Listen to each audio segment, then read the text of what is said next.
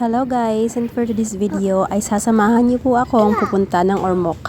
Kasama ko nga po pala dito yung aking kapatid at saka yung aking niece. At dahil walang dumidiretsong bus papuntang Ormoc, kami po ay humihinto sa Biliran. At maghihintay ulit kami ng sasakyan na dediretsyong Ormoc. Ang pamasahe nga pala mula Kabukgayan papuntang Biliran ay 50 pesos po. At naglakad na nga kami ng aking kapatid papuntang kabilang kanto kasi doon po dumadaan yung mga bus na papuntang Tacloban or papuntang Ormoc. 30 minutes nga po pala kaming naghintay ng sasakyan dahil palagi pong puno. Diyan namin sa Biliran. Dara ko mga kauban, mga laagan. Yung mauni sa Biliran. Mauni siya din ang gitawag nga rotonda. Dinhi maghuwat ang mga mararakay padung Tacloban ug Ormoc. Dinhi mo kanang kuan dinhi mag-agi tapos mauni ang ilahang roundabout. Muna ilang roundabout. Fast forward po tayo. Kami nga po ay nakasakay na.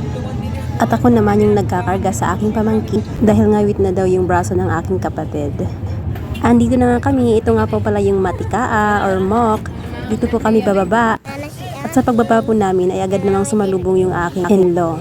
Hindi nga po pala kami nakakasakay kaagad papuntang bahay dahil namamasada po siya at hinihintay niya po ang kanyang turno. First time ko nga pala makabiyahe ulit ng malayo. First time in 2 years. Change of environment muna. Kasi maraming nangyayari sa taong to. Kaya pasyal-pasyal muna. Ito nga po pala yung daan papunta sa bahay nila. Napakaliit po ng daanan. Gusto ko na nga pong bumaba. Ayaw akong ibaba ng aking in-law.